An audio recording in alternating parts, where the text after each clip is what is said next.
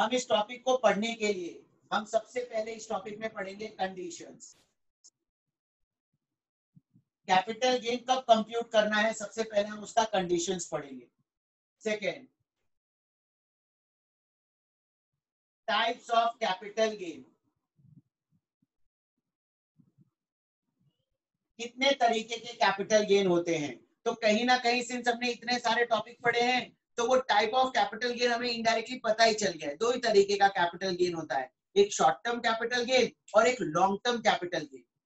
But ये decide कैसे करें कि गेन शॉर्ट टर्म है या लॉन्ग टर्म है, वो हम टाइप्स ऑफ कैपिटल गेन में पढ़ेंगे। So there are two types of capital gain, short term capital gain जिसे मैं बोलूंगा सटक जी, और दूसरा लॉन्ग टर्म कैपिटल गेन जिसे मैं बोलूंगा लटक जी। सटक जी एंड लटक जी, how to decide whether they are सटक जी और लटक जी, वो हम डिटेल में पढ़ेंगे यहाँ पर टाइप्स ऑफ कैपिटल गेन में।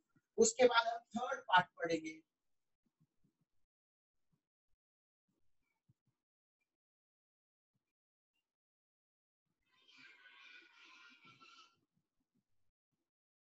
Computation of capital gain. Capital gain compute कैसे करें, जैसे आप सैलरी का स्टेटमेंट बनाते थे, इनकम फ्रॉम अदर सोर्सेज का स्टेटमेंट बना चुके हो, हाउस प्रॉपर्टी का स्टेटमेंट बनाते हो, ऐसे कैपिटल गेन कंप्यूट करने के लिए फॉर्मेट क्या होगा, प्रेजेंटेशन किस फॉर्म में होगा।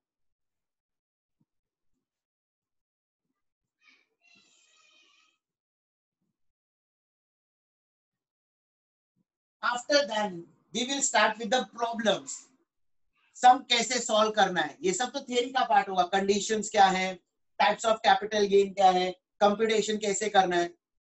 अब इसके बाद हम प्रॉब्लम स्टार्ट करेंगे। इस प्रॉब्लम को हम तीन पार्ट में डिवाइड करेंगे।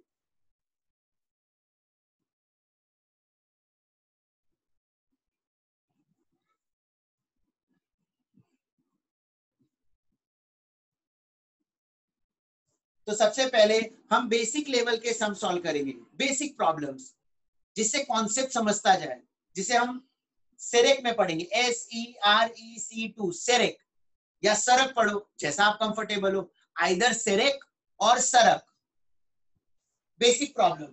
इसके बाद हम कुछ ऐसे केसेस पढ़ेंगे जिसमें कैपिटल गेन पर गवर्नमेंट टैक्स नहीं लेती, जिसे गवर्नमेंट एग्जेम्प्ट कर देती है। कैपिटल गेन एग्जेम्प्ट होगा if certain conditions are satisfied.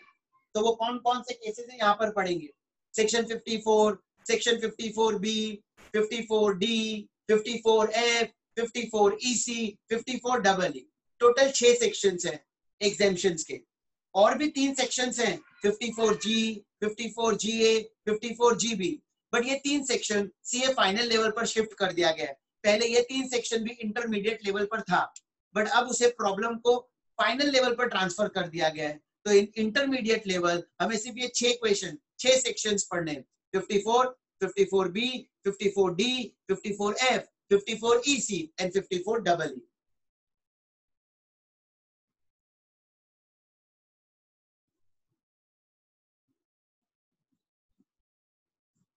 Then इसके बाद हम कुछ स्पेशल केसेस के प्रॉब्लम्स सम सॉल्व करेंगे। स्पेशल केसेस मतलब कुछ ऐसे सर्कमस्टेंसेस जिसमें हमें लगेगा कि आइला इसमें तो कैपिटल गेन आना ही नहीं चाहिए, लेकिन कैपिटल गेन आएगा। या कुछ ऐसे मेथड्स, कुछ ऐसे सम्स जिसमें कंप्यूटेशन करने का मेथड चेंज हो जाएगा, मतलब कुछ अलग ही टाइप के सिचुएशंस आएंगे, special cases which have not been covered under सेरेक एंड एग्जेम्पशन। वो स्पेशल केसेस में अलग अलग टाइप के वैरायटीज के क्वेश्चंस आएंगे। और इसके बाद भी अगर कुछ बच जाता है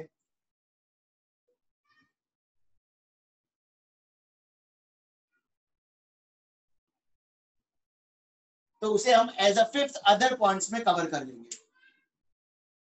तो this is the order of study capital gain. In this order we will study capital gain. So capital gain, income from capital gain topic का नाम लिख दिया ना, ये कॉपी कर लो। Income from capital gain topic का नाम लिखा है, ये कॉपी करो पूरा।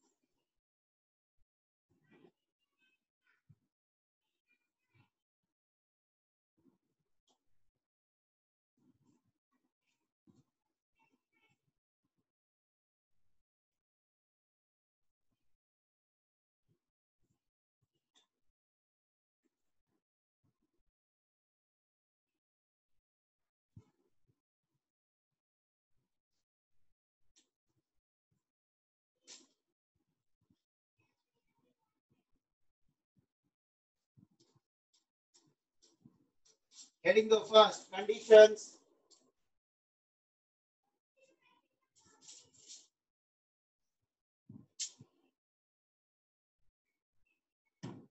First heading conditions. Section 45(1). Section 45(1).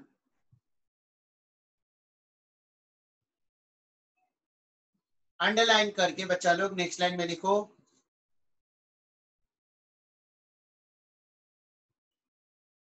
As per section 45(1)(a), as per section 45(1), 1A नहीं, sorry, section 45(1), capital gain will be calculated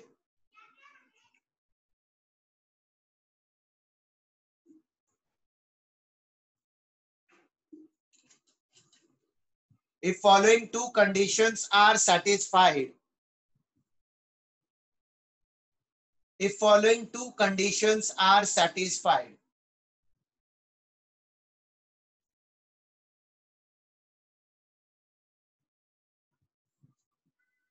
next line में लिखो first. First condition, next line में फर्स्ट.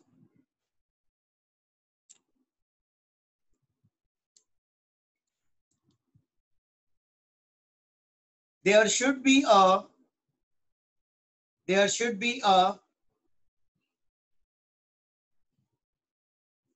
रेड पेन से लिखना, capital assets. There should be a capital assets. Next line में second, there should be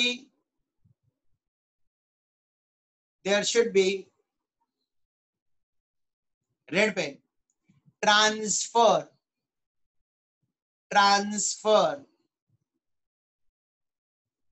normal pen of such capital assets. Transfer of such capital assets.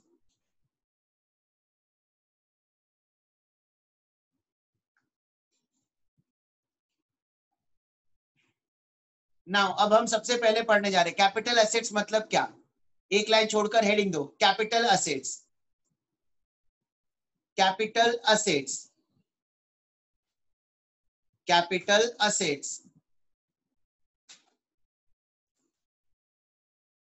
As per section 2 bracket में 14, red pen से, section 2 bracket में 14, as per section 2 bracket में 14, capital assets means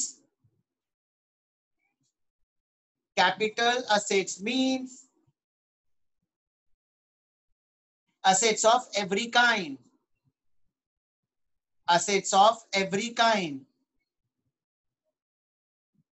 that is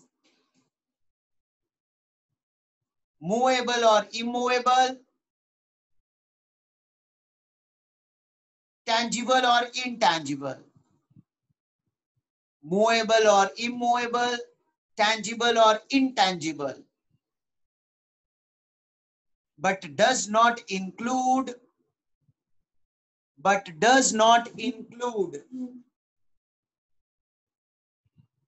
red pen से लिखेंगे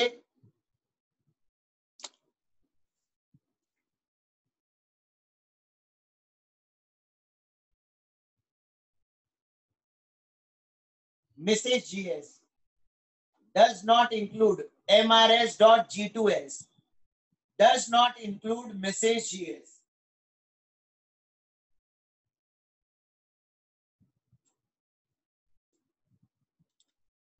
अभी आप बाद में लिखना, मेरा पूरा एक्सप्लेनेशन हो जाए उसके बाद आप लिखना.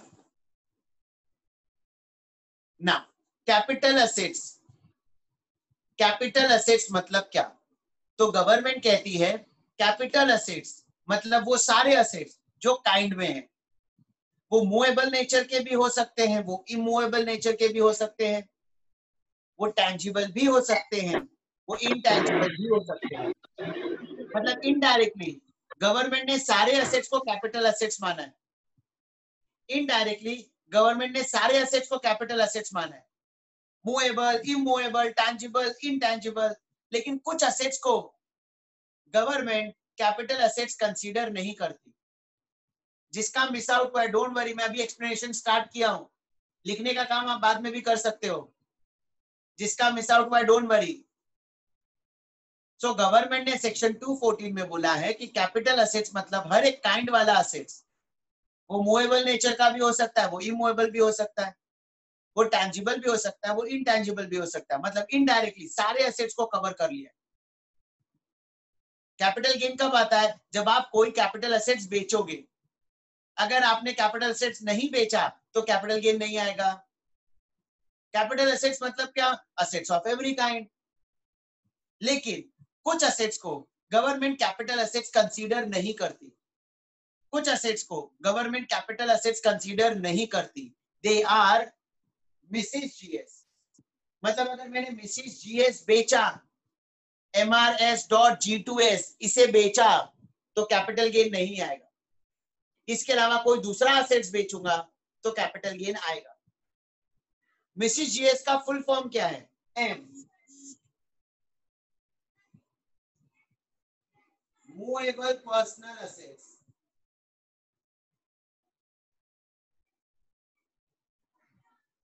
अगर मैंने मूवेबल पर्सनल असेट्स बेचा तो कैपिटल गेन नहीं आएगा।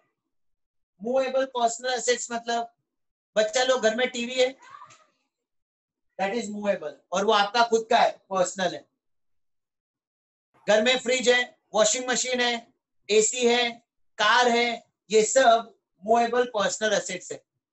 इसे बेचेंगे तो कैपिटल गेन नहीं आएगा। क्वेश्चन है राइज, सर क्यों नहीं आएगा? तो देखो, हम टीवी की बात करते हैं, फ्रिज की बात करते हैं, वॉशिंग मशीन की बात करते हैं, ये सारी चीज मूवेबल नेचर की है। आपने खरीदते वक्त किस इंटेंशन से इसे खरीदा था? चैट के थ्रू मुझे बताओ, आपका इंटेंशन क्या था खरीदते वक्त? जब कोई टीवी खरीदता है, फ्रिज खरीदता है, वॉशिंग मशीन खरीदता है, तो यूज करने के इंटेंशन से खरीदता है। Very good. इंटेंशन यूज करना होता है खुद के लिए, बराबर है। तो आपका इंटेंशन कभी इसको बेचना है ही नहीं, आपका तो इंटेंशन इसे यूज करना है। और बाय चांस अगर कभी बेचना भी पड़ा ना, तो ये कुछ ऐसे एसेट्स है जिसमें इनकम कमाने की ताकत ही नहीं है। सॉरी, ये कुछ ऐसे एसेट्स है जिसमें इनकम कमाने की ताकत ही नहीं है। So sorry. आप कभी भी ट्राई करके देख लो, आप अपना टीवी बेचो, फ्रिज बेचो, या कोई भी एसेट्स बेचो जो मूवेबल नेचर का है, पर्सनल है, उसमें कभी इनकम होगा ही नहीं, गारंटी है, लिख कर ले लो। अगर आपने टीवी कल 10,000 में खरीदा, आज बेचोगे ना तो 10,000 भी नहीं मिलेगा, सीधा सेकंड हैंड का टैग लग जाएगा, 7,000 7-8,000 या उससे भी कम प्राइस में बिकेगा। तो गवर्नमेंट को पहले से मालूम है कि ये कुछ ऐसे एसेट्स है जिसमें इनकम कमाने की ताकत ही नहीं है। और जब इनकम कमाने की ताकत ही नहीं है तो अननेसेसरली कैपिटल गेन क्यों कंप्यूट करें? जब मुझे पहले से ही मालूम है कि इसमें गेन नहीं होगा, इसमें तो ऑलवेज लॉस ही होगा, तो क्यों अननेसेसरली कैपिटल गेन कंप्यूट कराने का? इसलिए गवर्नमेंट कहती है मत करो कंप्यूट कैपिटल गेन। कब? अगर तुमने कोई भी अपना मूवेबल पर्सनल एसेट्स बेचा तो। एग्जांपल, टीवी, बीवी, fridge, furniture, etcetera. TV, fridge, furniture, car, etcetera, all movable personal assets. इसे बेचोगे तो कैपिटल गेन नहीं आएगा।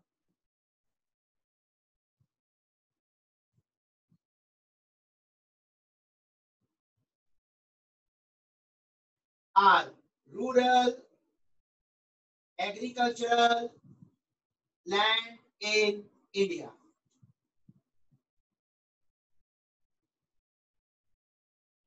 Rural agricultural land in India. Rural agriculture land, अच्छा रूरल मतलब शहर, रूरल मतलब शहर, अर्बन मतलब गांव, बराबर है ना?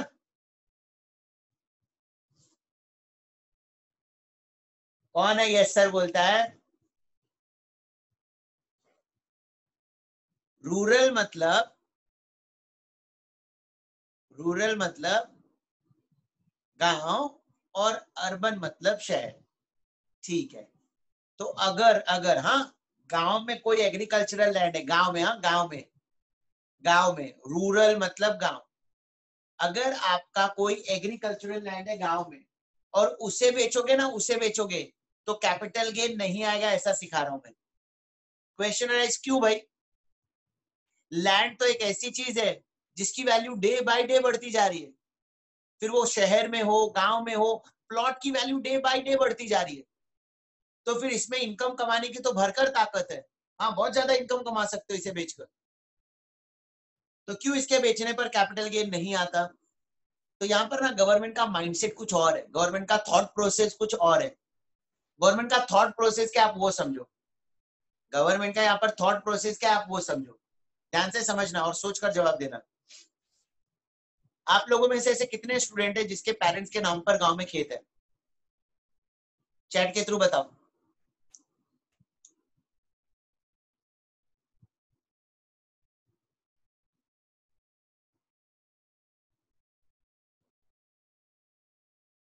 अरे मैं किसी से हड़पने वाला नहीं हूं हर्ष, नहीं बताएगा कोई। ठीक है, अब देखो इतने लोगों ने रिप्लाई किया है, आप लोगों के पास है, जितने लोगों के पास है। अब सुनो, पापा कभी गांव में खेती करने जाते हैं? आपके पेरेंट्स गांव में खेती करने जाते हैं? नहीं। अच्छा तो आप खेती करने जाते हो? नहीं। नियर फ्यूचर आप खेती करने जाओगे क्या? सर दैट डिपेंड्स, सीए पास होते हैं या नहीं। आउटकम कुछ भी आए, हम सीए तो पास होंगे ही। वह सिचुएशन में अगर पास नहीं भी हुए ना, तो भी गांव में खेती करने तो नहीं जाएंगे। ऐसा नहीं कि वो बुरा एक्टिविटी है, वो तो बहुत अच्छी एक्टिविटी है, बट अपने को वो जमेगा ही नहीं, हम खेती कर ही नहीं पाएंगे, हमारे में वो स्टेमिना ही नहीं है कि हम खेती कर पाए। तो एक काम करो, पापा को आज बोलो कि पापा आप खेती तो करते नहीं हो, मैं तो खेती करने वाला हूं नहीं, तो एक काम करो, गांव की प्रॉपर्टी बेच डालो, मस्त बेच डालो, इधर मस्त बड़ा घर खरीदेंगे, कार लेंगे, मस्त घूमेंगे यार। क्या पापा आप भी एक बार ऐसा बोलकर देखो ना, एक बार ऐसा बोलकर देखो, आज पापा को घर पर ही हो, दो ऐसा कान के नीचे पड़ेगा ना, पापा बोलेंगे बेटा तेरे को बेच डालूंगा, गांव की जमीन नहीं बेचूंगा। कोई भी कोई भी पर्सन अपनी गांव की जमीन नहीं बेचता, कोई भी पर्सन, कितना भी गरीब आदमी हो ना बेटा, वो अपनी गांव की जमीन नहीं बेचता। क्यों नहीं बेचता? क्योंकि उनका एक इमोशनल अटैचमेंट है उसके साथ, वो हमारे दादा परदादा की जमीन है, they are emotionally involve with that property. ऐशो आराम से रहने के लिए, लाइफ एंजॉय करने के लिए वो प्रॉपर्टी नहीं बेचेंगे। देखो एक्सेप्शंस आर ऑलवेज देयर, आपको कुछ एक्सेप्शन लोग मिल जाएंगे जो ऐसा बेचते हैं, बट अगर मैं मेजॉरिटी मास की बात करूं तो कोई भी अपने गांव की प्रॉपर्टी नहीं बेचता, क्योंकि उनका उस पर्टिकुलर प्रॉपर्टी से एक लगाव होता है, एक इमोशनल अटैचमेंट होता है। चौहान बोल रहा है आवाज नहीं आ रही, मेरे ख्याल से सबको आवाज तो आ रही है।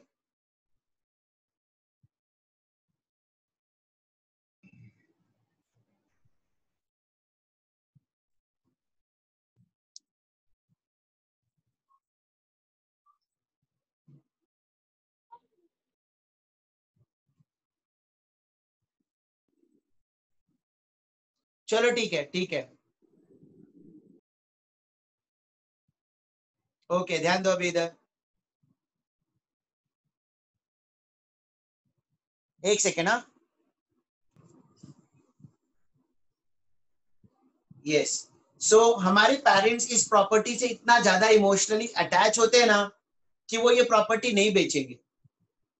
हाँ अगर शायद मजबूरी हो, आपके फर्दर स्टडीज के लिए पैसे ना हो, शायद आपका फ्यूचर में बिजनेस सेट करना है उसके लिए पैसों की जरूरत है, शादी करनी है उसके लिए पैसों की जरूरत है, तो शायद मजबूरी में वो गांव की प्रॉपर्टी बेच दे। अदरवाइज पेरेंट्स ऐशो आराम से रहने के लिए वो प्रॉपर्टी कभी नहीं बेचेंगे, पेरेंट्स ऐशो आराम से रहने के लिए वो प्रॉपर्टी कभी नहीं बेचेंगे। तो गवर्नमेंट को मालूम है कोई कब बेचेगा, जब किसी की मजबूरी है।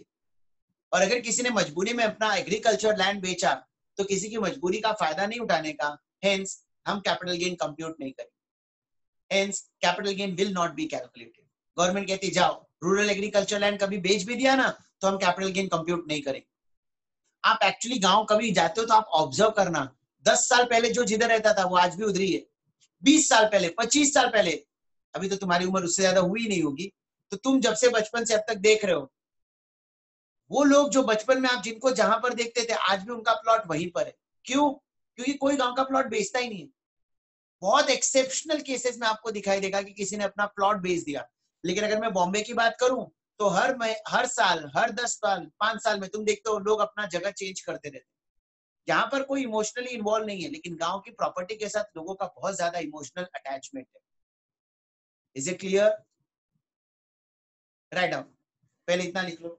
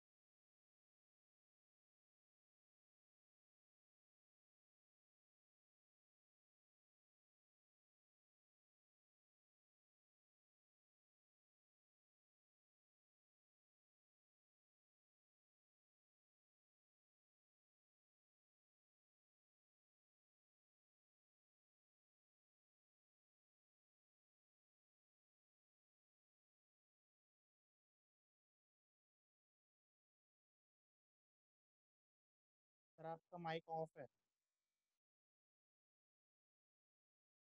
Next, stock in trade. Stock in trade, ना स्टॉक इन ट्रेड एक ऐसा असेट्स है जो आप इस इंटेंशन से खरीदते हो कि इसे बेचना है और इसमें इनकम कमाने की ताकत भी है। तो क्वेश्चन अराइज, स्टॉक बेचकर कैपिटल गेन क्यों नहीं निकालते? एनीवन चैट के थ्रू रिप्लाई, स्टॉक बेचकर कैपिटल गेन क्यों नहीं निकालते? Business sir. चलो good,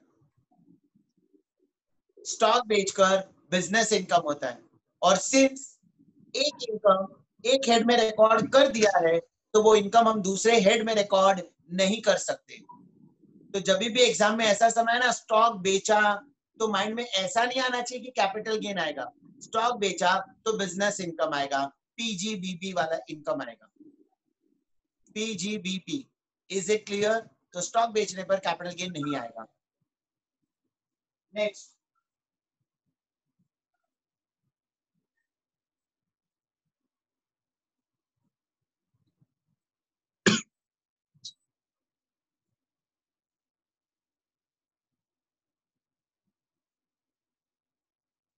gold bonds, gold monetization scheme,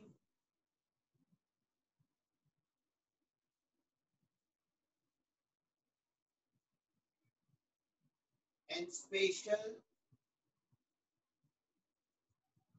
bearer bonds. Write down gold bonds, gold monetization scheme, and special bearer bonds.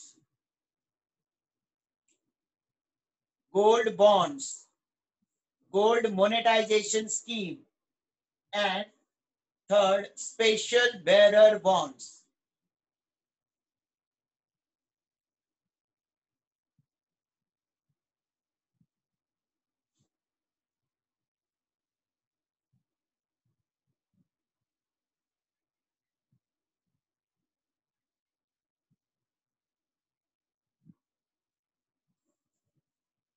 Okay.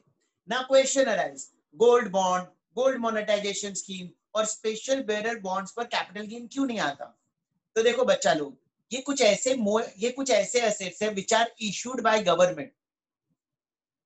General public government organization का securities क्यों खरीदे? Market rate से rate of interest उनका काफी कम होता है, तो कोई भी इन्वेस्टर गवर्नमेंट सिक्योरिटी में क्यों इन्वेस्ट करे? तो गवर्नमेंट पब्लिक को अट्रैक्ट कर रही है कि अगर आपने डिबेंचर्स खरीदा, शेयर्स खरीदा, तो फ्यूचर में बेचोगे तो उस पर टैक्स लगेगा, लेकिन अगर आप ये बॉन्ड्स खरीदोगे, gold bond, gold monetization scheme या स्पेशल बेरर बॉन्ड्स, तो इसके बेचने पर कैपिटल गेन हम कंप्यूट नहीं करेंगे, और अगर कैपिटल गेन कंप्यूट नहीं होगा मतलब टैक्स बेनिफिट मिलेगा, यहाँ पर पैसा इन्वेस्ट करें. इसके लिए पब्लिक को अट्रैक्ट करने के लिए गवर्नमेंट ने इसे कैपिटल एसेट्स के डेफिनेशन से निकाल दिया. इन शॉर्ट आप याद रखो, ये 6 एसेट्स बेचा तो कैपिटल गेन नहीं आएगा, ये 6 एसेट्स को छोड़कर कोई भी एसेट्स बेचा तो कैपिटल गेन आएगा. Movable personal assets, rural agricultural land in India, stock in trade, gold bond, gold monetization scheme, special bearer bond. Gold bond, gold monetization scheme, special bearer bond, ये तीनों government issue करती है, rules regulation भी government ही बनाती है, तो government अपने अथॉरिटी का फायदा उठा रही है और गवर्नमेंट इसको कैपिटल गेन, कैपिटल एसेट्स के डेफिनेशन से बाहर निकाल रही है. Is it clear? So now हम अब एसेट्स को, स्टॉक इन ट्रेड पर चौहान कैपिटल गेन इसलिए नहीं आएगा क्योंकि वो कैपिटल असेट्स नहीं इसलिए माना गया है क्योंकि उस पर बिजनेस इनकम आता है. स्टॉक बेचोगे तो बिजनेस इनकम आएगा.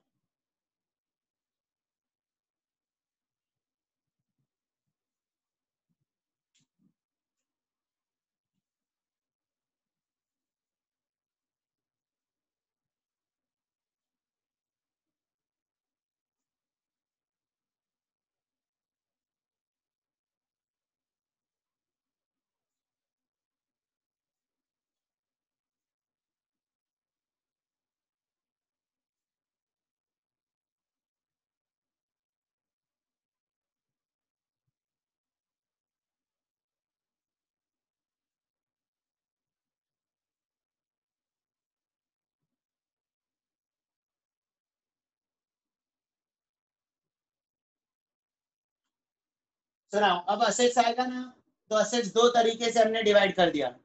Assets are divided into two part, Mrs G S and other assets. Mrs G S and other assets, Mrs GS बेचा, since they are not a capital assets, इसके ट्रांसफर पर capital gain compute मत करना. But other assets है तो they are capital assets, उनके transfer पर capital gain आएगा. एग्जाम में देखना कौन सा असेट्स बेचा, एग्जाम में देखना कौन सा असेट्स बेचा, मिसिस जीएस बेचा या अदर असेट्स बेचा. मिसिस जीएस बेचा, they are not the capital assets, capital gain नहीं आएगा. अदर असेट्स बेचा, they are capital assets, capital gain आएगा. राइट नाउ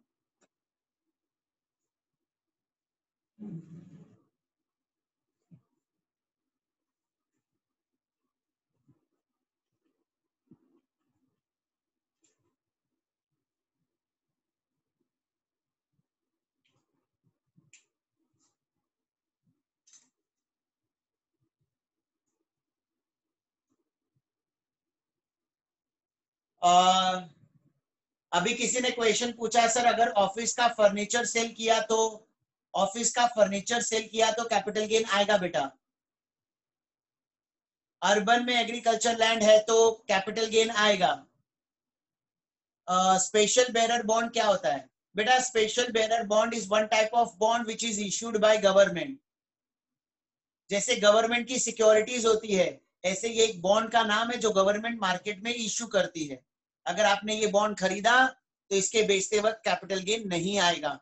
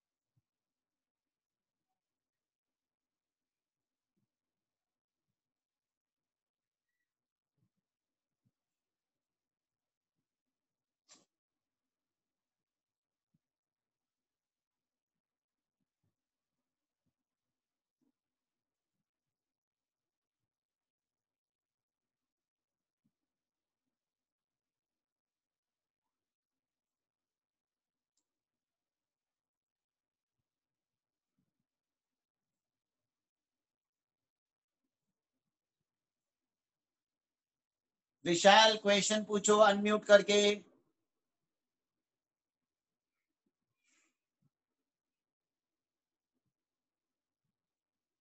सर बोलो। हाइपोथेटिकली मतलब ऐसा हो भी तो सकता है ना, अगर पर्सनल असेट्स बेच के गेन हुआ तो कैपिटल गेन में आएगा कि नहीं आएगा?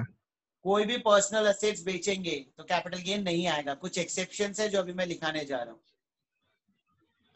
Okay sir. वो तुमने लेकिन क्या लिखा है उसमें, अगर लिखा है या एग्रीकल्चर लिखा है?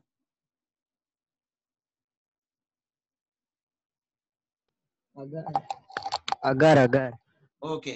करिश्मा पूछे इफ गिफ्ट में मिली कार सेल की तो वो इफॉस में भी नहीं कवर होगा, एंड यहाँ पर भी पर्सनल मूवेबल असेट्स में कवर होगा क्या? नहीं बेटा करिश्मा, दैट इज एग्जेम्प्ट अंडर इफॉस, और यहाँ पर कैपिटल गेन भी नहीं आएगा।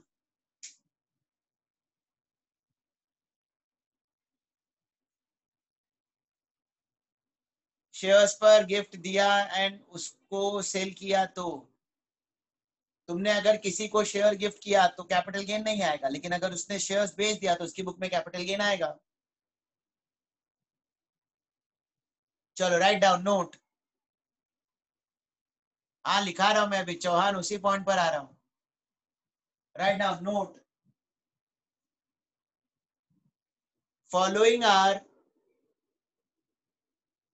following are movable personal assets.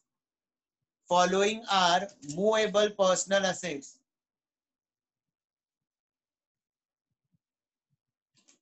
But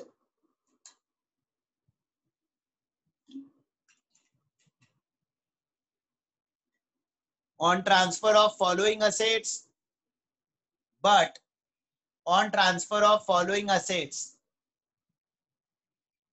capital gain will be calculated. But on transfer of following assets, capital gain will be calculated.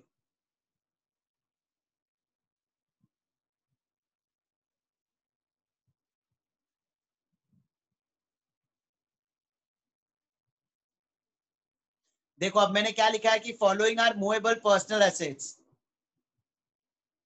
Following are movable personal assets, but on transfer of following assets capital gain will be calculated. अब मैं कुछ ऐसे assets के बारे में बच्चा लोग आपको पढ़ाने जा रहा हूं। मैं कुछ ऐसे असेट्स पढ़ा रहा हूं जो मूवेबल हैं, जो पर्सनल नेचर के असेट्स हैं, बट उसके ट्रांसफर पर कैपिटल गेन आएगा। अभी जस्ट थोड़े टाइम पहले मैंने बोला मूवेबल पर्सनल असेट्स बेचा तो कैपिटल गेन नहीं आएगा, लेकिन अब मैं सिखा रहा हूं कि कुछ ऐसे भी मूवेबल असेट्स हैं जिसके बेचने पर गवर्नमेंट कैपिटल गेन कंप्यूट करती है। They are first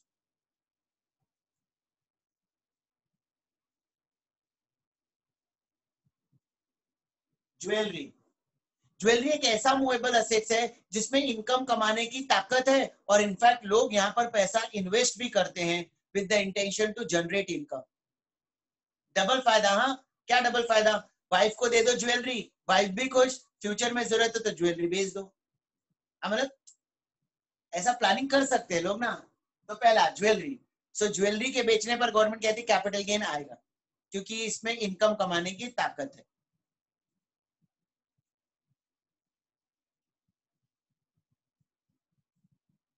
second डबसा।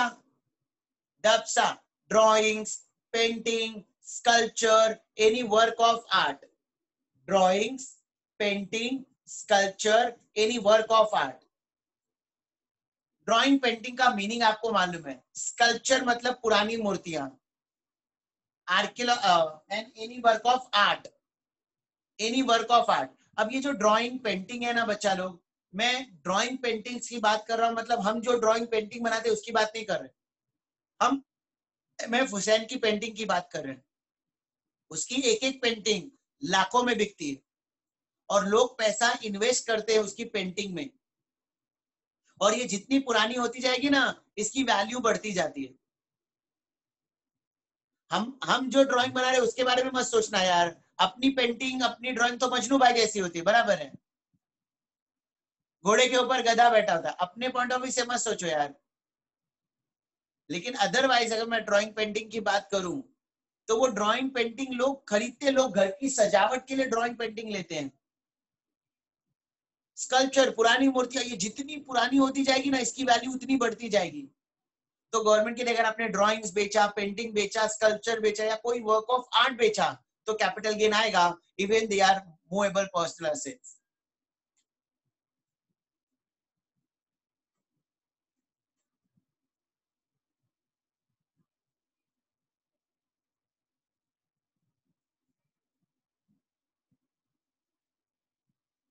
Third, archaeological collection. Archaeological collection, that is collection of antique pieces. Collection of antique pieces. कोई भी एंटिक पीसेस का कलेक्शन इज आर्कियोलॉजिकल कलेक्शन। आप कभी म्यूजियम में जाते हो ना, तो वहां पर आप पास्ट में कौन कौन सी चीज होती थी वो देखने जाते थे, वो देखने जाते हो म्यूजियम्स में। तो म्यूजियम वालों को वो सारी चीजें मिलती कहाँ से? तो डेफिनेटली कोई पर्सन होगा जो ये सारा कलेक्शन करके रखा होगा, म्यूजियम वाले ने वो सारा कलेक्शन उससे खरीद लिया।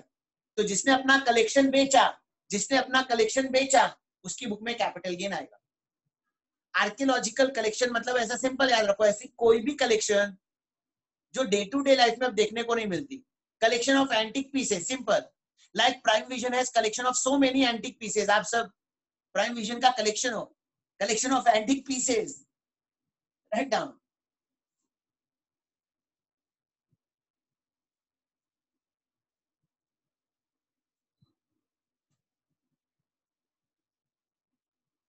सो ज्वेलरी बेचा, दफसा बेचा, आर्कियोलॉजिकल कलेक्शन, बराबर है। कॉइन्स का कलेक्शन भी एक आर्कियोलॉजिकल कलेक्शन होता है। दफसा का बच्चा फुल फॉर्म लिख लेना, drawings, painting, sculpture, any work of art. Drawings, painting, sculpture, any work of art.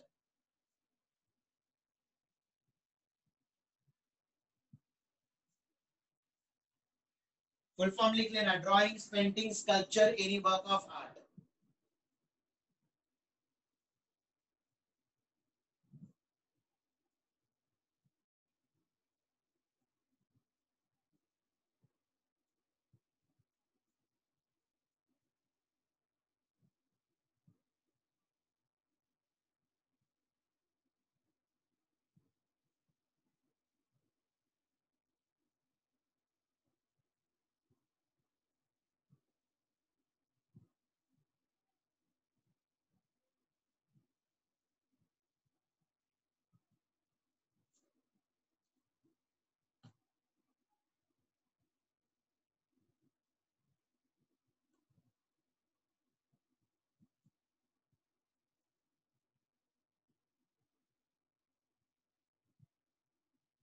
हो गया लिखकर डब्सा का full form, drawings, painting, sculpture, any work of art. चलो अब हेडिंग दो, एक दो लाइन छोड़कर हेडिंग दो। ट्रांसफर, ट्रांसफर,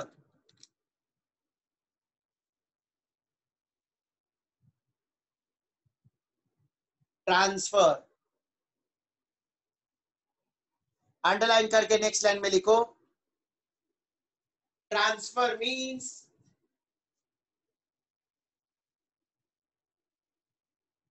transfer means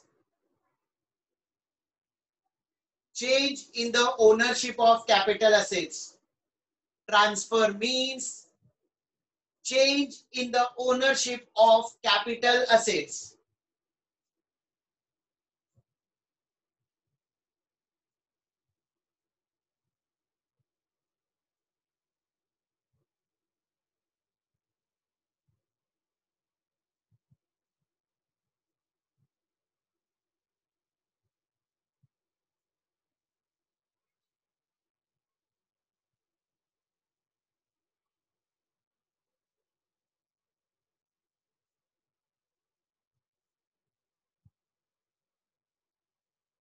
लिखना, that is SEREC, that is SEREC, that is SEREC, SEREC2.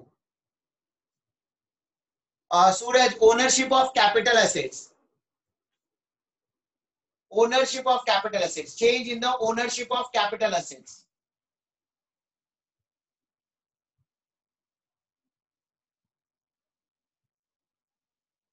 ये जो अभी मैं बोर्ड पर लिख रहा हूं इसे कॉपी करते जाओ।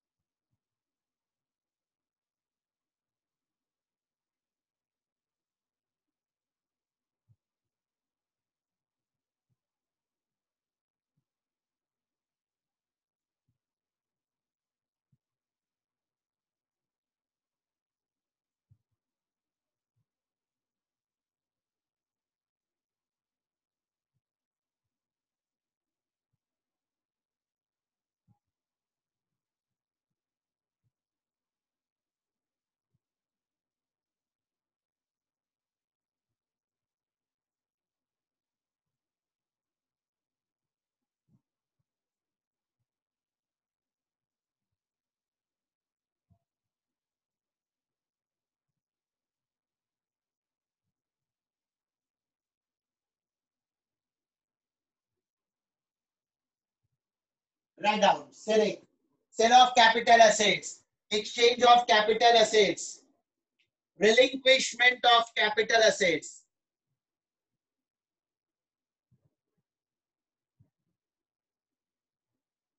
Extinguishment of right in capital assets.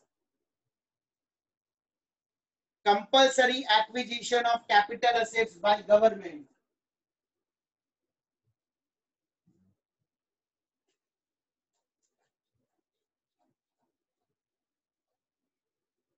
NC2, conversion of capital assets into stock in trade.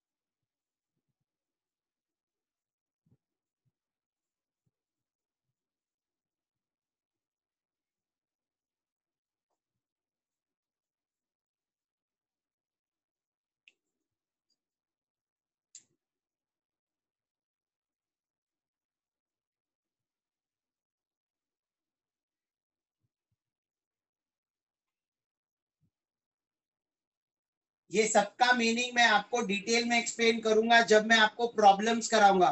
फिलहाल सिर्फ आप फुल फॉर्म लिख लो सेरेक का। Sale of capital assets, exchange of capital assets, relinquishment of capital assets, extinguishment of right in capital assets, compulsory acquisition of capital assets by government, and conversion of capital assets into stock in trade.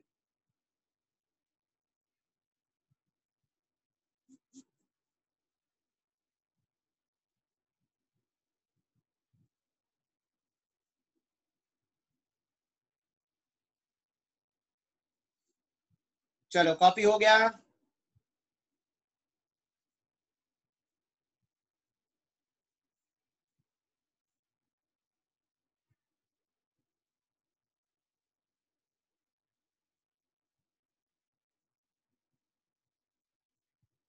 इन सब का meaning क्या है अभी stress मत लेना, explain करूंगा detail में।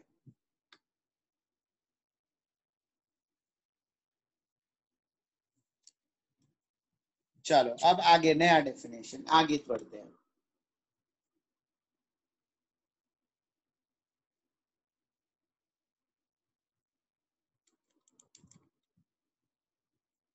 सुना, हमने अभी पहला पॉइंट कंप्लीट कर लिया, दैट इज कंडीशंस। हमने डिसाइड किया था ना हम इस ऑर्डर में स्टडीज करेंगे। पहला था कंडीशन। सो कंडीशन, दो condition. Condition number 1, there should be capital assets. तो कैपिटल एसेट्स का डेफिनेशन पढ़ लिया, उसमें मिसेज जीएस नहीं आता है। और सेकंड कंडीशन था ट्रांसफर होना चाहिए। ट्रांसफर मतलब क्या? Change in the ownership of capital assets. Change in the ownership of capital assets, that can be sale, that can be exchange, that can be relinquishment। Day to day life में sale word हम use करते हैं, assets बेचा। Exchange भी कहीं ना कहीं आपने पढ़ा है, बार्टर सिस्टम।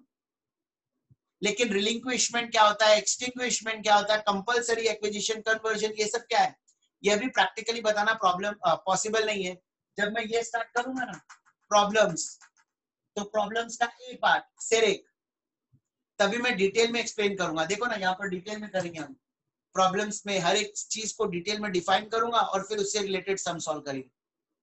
फिलहाल हम सेकंड पार्ट पर आ जाते हैं, that is types of capital gain. So types of capital gain हमने पहले से पढ़कर रखा है। There are two types of capital gain, सटक जी एंड लटक जी। There are two types of capital gain, either सटक जी और लटक जी। कैसे डिसाइड करें कि गेन सटक जी है या लटक जी? ये डिसाइड करने के लिए, गेन सटक जी है या लटक जी, ये डिसाइड करने के लिए गवर्नमेंट ने ना कुछ रूल्स बनाए हैं। कुछ असेट्स के लिए 1 साल, कुछ असेट्स के लिए 2 साल और कुछ असेट्स के लिए 3 साल। मतलब अगर खरीदने और बेचने का, समझो इस डेट पर मैंने खरीदा, इस डेट पर मैंने बेचा, तो खरीदने और बेचने के बीच का टाइम गैप अगर 1 साल का है, विद इन 1 ईयर बेच दिया तो शॉर्ट टर्म कैपिटल गेन, 1 साल के बाद बेचा तो long term capital gain. Capital assets transfer, capital assets transfer with in 1 year तो सटक जी, अदरवाइज लटक जी। सिमिलर टू दैट कुछ ऐसे एसेट्स हैं जिसको ट्रांसफर किया विद इन 2 इयर्स तो सटक जी, अदरवाइज लटक जी। और कुछ एसेट्स ऐसे हैं जिनको विद इन 3 ईयर बेचा तो सटक जी, अदरवाइज लटक जी। आपको एसेट्स के नाम याद करने पड़ेंगे। कुछ एसेट्स 1 साल के क्राइटेरिया में आता है, कुछ एसेट्स 2 साल के क्राइटेरिया में आता है और कुछ एसेट्स 3 साल के क्राइटेरिया में आता है। पहले मैं 1 साल वाले एसेट्स का नाम बताता हूं। First, securities registered under stock exchange, securities registered under stock exchange, that is listed shares, listed debentures। ऐसी कोई भी सिक्योरिटी जो स्टॉक एक्सचेंज में रजिस्टर्ड है, लिस्टेड है, बीएससी, एनएससी सुना है, Bombay stock exchange, national stock exchange. लोग ट्रेडिंग करते हैं, ऑनलाइन ट्रेडिंग करते हैं। तो अगर ऑनलाइन शेयर्स, ऑनलाइन तभी होगा जब लिस्टेड होगा। तो ऑनलाइन शेयर्स खरीद रहे हो, बेच रहे हो, ऑनलाइन डिबेंचर खरीद रहे हो, बेच रहे हो, तो जिस दिन खरीदा और जिस दिन बेचा उसके बीच का टाइम गैप अगर 1 साल के अंदर का है तो शॉर्ट टर्म कैपिटल गेन माना जाता है। 1 साल से ज्यादा है तो उसे लॉन्ग टर्म कैपिटल गेन माना जाता है। सर क्या फर्क पड़ता है शॉर्ट टर्म है या लॉन्ग टर्म? वो तो जब मैं आपको कंप्यूटेशन सिखाऊंगा तब आपको वो डिफरेंस समझेगा कि शॉर्ट टर्म और लॉन्ग टर्म से फर्क क्या पड़ता है। फिलहाल तुम सिर्फ ये सीखो कि कैसे डिसाइड करूं, डिसाइड कैसे करूं कि शॉर्ट टर्म है या long term. Second, units of UTI और equity oriented fund. Units of UTI और इक्विटी ओरिएंटेड फंड। यूनिट्स बेचा यूटीआई का या इक्विटी ओरिएंटेड फंड बेचा। अब ये होता क्या है, ये होता क्या है? यूनिट्स ऑफ यूटीआई क्या होता है, इक्विटी ओरिएंटेड फंड क्या होता है वो समझो। आपने इनकम फ्रॉम अदर सोर्सेज में यूटीआई म्यूचुअल फंड का मतलब पढ़ा होगा। यूटीआई म्यूचुअल फंड एक ऐसी ऑर्गेनाइजेशन है जो जनरल पब्लिक से पैसा लेती है और उसे इन्वेस्ट करती है। क्यों? अभी देखो ना बच्चा लोग, आपके पेरेंट्स शेयर्स डिबेंचर में डील नहीं करते। मेजॉरिटी इंडिया में जितने लोग हैं ना वो शेयर्स डिबेंचर में डील नहीं करते। उनको रिस्क लगता है, उनको डर लगता है कि यार शेयर का प्राइस कम हो गया तो पैसा डूब जाएगा। रिस्क फैक्टर कंपैरेटिवली ज्यादा है और हमारे पेरेंट्स को उसका इतना डिटेल नॉलेज है भी नहीं, तो हमारे पेरेंट्स अवॉइड करते हैं शेयर्स खरीदना, डिबेंचर्स खरीदना। तो UTI, unit trust of India, एक ऐसी ऑर्गेनाइजेशन है जो पब्लिक को कॉन्फिडेंस में ले रही है। वो पब्लिक को कह रही है कि आप लोग अपना पैसा मुझे दो, मेरा काम ही है कंपनी पर रिसर्च करना। मैं क्या करूंगा, आपके पैसों को इन्वेस्ट करूंगा अलग अलग कंपनी के शेयर्स में, डिबेंचर्स में, बॉन्ड्स में, प्लॉट में, अलग अलग जगह पर पैसे इन्वेस्ट करूंगा। मेरा काम ही है नई कंपनी पर रिसर्च करना और अकॉर्डिंगली उस पर पैसा इन्वेस्ट करना। तो आप अपना पैसा हमें दो, हम उन पैसों को इन्वेस्ट करेंगे। आप अपना पैसा हमें दो, हम आपके पैसे को इन्वेस्ट करेंगे। तो अगर आपने यूटीआई में पैसा इन्वेस्ट किया तो आपको यूनिट्स मिलता है, unit. You will be known as unit holder. तो अगर आपने वो यूनिट्स बेचा यूटीआई का, यूनिट्स बेचा यूटीआई का विद इन 1 ईयर, तो short term capital gain. After 1 year बेचा तो लॉन्ग टर्म कैपिटल गेन। इस यूनिट्स ऑफ यूटीआई के अलावा देखो एक नाम और लिखा है मैंने, इक्विटी ओरिएंटेड फंड। अब ये इक्विटी ओरिएंटेड फंड क्या होता है? तो देखो यूटीआई का काम मैंने क्या बताया, पब्लिक से पैसा लेना और उसे इन्वेस्ट करना है। अब मान लो आपसे लिया हुआ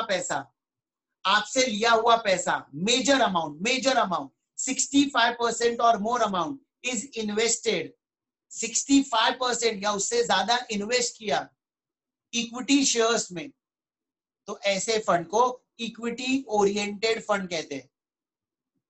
मतलब मान लो ना मैंने तुम सबसे पैसा कलेक्ट किया, मेरे पास टोटल 100 लाख 1 करोड़ रुपए आ गया। अब इस 1 करोड़ में से 65% मतलब 65 लाख या उससे ज्यादा मुझे इन्वेस्ट करना पड़ेगा अलग अलग कंपनी के इक्विटी शेयर्स में। कंपलसरी इक्विटी शेयर में इन्वेस्ट करना पड़ेगा 65% या उससे ज्यादा। तो ऐसे फंड को इक्विटी ओरिएंटेड फंड कहते हैं। ऐसे फंड को इक्विटी ओरिएंटेड फंड कहते हैं।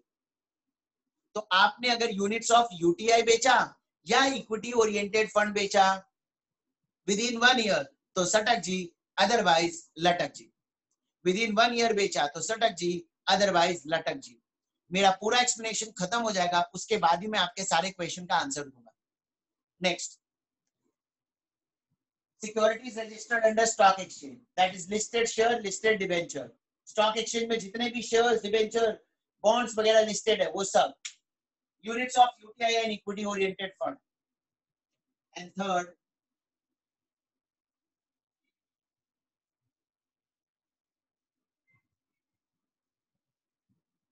Zero coupon bonds. Zero coupon bond, अगर आपने जीरो कूपन बॉन्ड बेचा विद इन 1 ईयर तो सटक जी, आफ्टर 1 ईयर लटक जी। जीरो कूपन बॉन्ड, म्यूट करो यार।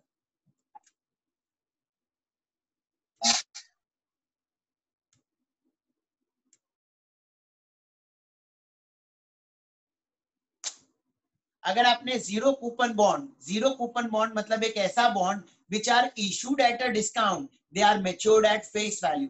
इस पर रेट ऑफ इंटरेस्ट नहीं होता है, इसका नाम ही है जीरो कूपन बॉन्ड। मतलब rate of interest zero, interest नहीं मिलेगा।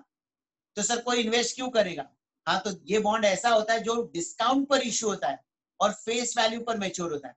दे are issued at discount and matured at face value. मतलब मान लो आज मैं जीरो कूपन बॉन्ड इशू कर रहा हूँ, 100 रुपए का बॉन्ड है और मैं तुमको बोल रहा हूँ 90 रुपए आप मुझे दो, 1 साल बाद 100 रुपए ले लेना।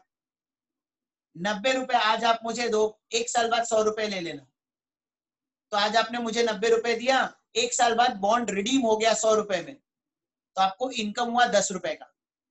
आपको इनकम हुआ 10 रुपए का। इस पे इंटरेस्ट नहीं मिलेगा। The difference between issue price and maturity value will be considered as income for the investor. तो ये नाम याद रखो। ये 1 ईयर के अंदर बेचा ना बेटा तो short term, otherwise long term. कुछ नहीं मिलेगा, डिविडेंड वगैरह इस पर कुछ नहीं मिलता है। मान लो 10% डिबेंचर खरीदा आपने 100 रुपए का, तो हर साल आपको 10 रुपए इंटरेस्ट मिलेगा ना, लेकिन मेच्योरिटी के वक्त 100 रुपए ही मिलेगा। 100 रुपए में खरीदा था, 100 रुपए में मैच्योर हुआ, इंटरेस्ट मिला 10 रुपए इनकम हुआ।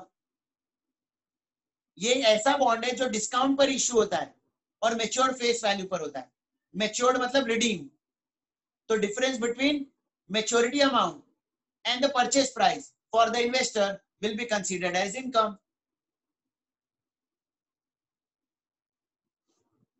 Is it clear? पहला, securities registered under stock exchange मतलब इंडिया में बीएससी एनएससी में जितने भी पूरे शेयर्स डिबेंचर लिस्टेड है वो सब आ गए। 1 साल के अंदर बेचा तो शॉर्ट टर्म, 1 साल के बाद बेचा तो long term. Units of UTI या equity oriented fund. Equity oriented fund मतलब एक ऐसा फंड जहां पर यूटीआई म्यूचुअल फंड पैसा इन्वेस्ट कर रही है 65% या उससे ज्यादा इन इक्विटी शेयर। फिर इक्विटी ओरिएंटेड फंड यूटीआई का हो या म्यूचुअल फंड का हो, equity oriented fund whether issued by UTI और by mutual fund, important is equity oriented fund, units of UTI और equity oriented fund. And last, zero coupon bond. Next, अब कुछ assets transfer किया within 2 year तो सटक जी, otherwise लटक जी। दे आर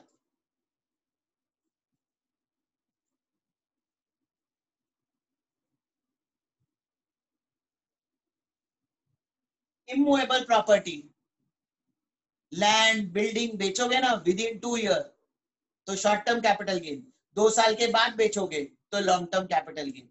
मैंने घर बेचा, घर तो घर इज इमूवेबल प्रॉपर्टी, 2 साल के अंदर बेचा तो शॉर्ट टर्म, 2 साल के बाद बेचा तो लॉन्ग टर्म। सर 2 साल कहां से देखने का? From the date of purchase till the date of sale. Purchase sale के बीच का टाइम गैप, के बीच का टाइम गैप अगर 2 साल तक है तो शॉर्ट टर्म, 2 साल से ज्यादा है तो लॉन्ग टर्म।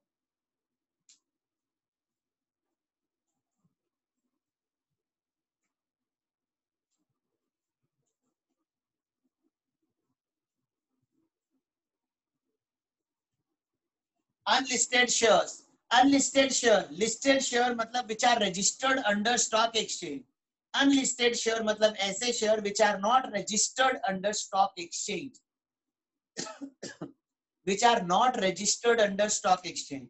So अगर अनलिस्टेड शेयर बेचा विद इन 2 ईयर तो सटक जी, 2 साल के बाद बेचा तो लटक जी। All other assets, all other assets, इतने असेट्स का नाम याद रख लो। इसके अलावा कोई भी असेट्स बेचा विद इन 3 ईयर तो सटक जी, आफ्टर 3 ईयर तो लटक जी। एग्जाम्पल, ज्वेलरी, गोल्ड, और इसके अलावा कुछ और नाम बता दूं, डेट ओरिएंटेड फंड, जैसे इक्विटी ओरिएंटेड फंड होता है ना, ऐसे होता है date oriented fund, DEBT, date oriented fund. In case of date oriented fund 65% या उससे ज्यादा अमाउंट डिबेंचर में इन्वेस्ट होता है। दैट डेट ओरिएंटेड फंड अगर विद इन 3 ईयर बेचा तो सटक जी, आफ्टर 3 ईयर बेचा तो लटक जी। तो मेरा क्वेश्चन का जवाब देना चैट के थ्रू। अनलिस्टेड डिबेंचर बेचा तो कौन सी क्राइटेरिया में आएगा? Unlisted, unlisted.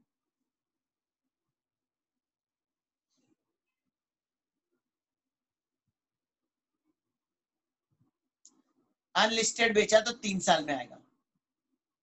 अनलिस्टेड शेयर्स को सिर्फ 2 साल में कवर किया है। Unlisted shares are covered within 2 year, unlisted debenture are not covered within 3 year, within 2 year. So unlisted debenture will be part of 3 years. मतलब in short तुम simple समझो ना, ये अच्छे से रट लो, ये नाम अच्छे से रट लो। इसके अलावा कोई भी असेट्स आया 3 साल में डाल देना। Write down types of capital gain. और अब एक एक करके आपका जो डाउट है आप अनम्यूट करके पूछो। सर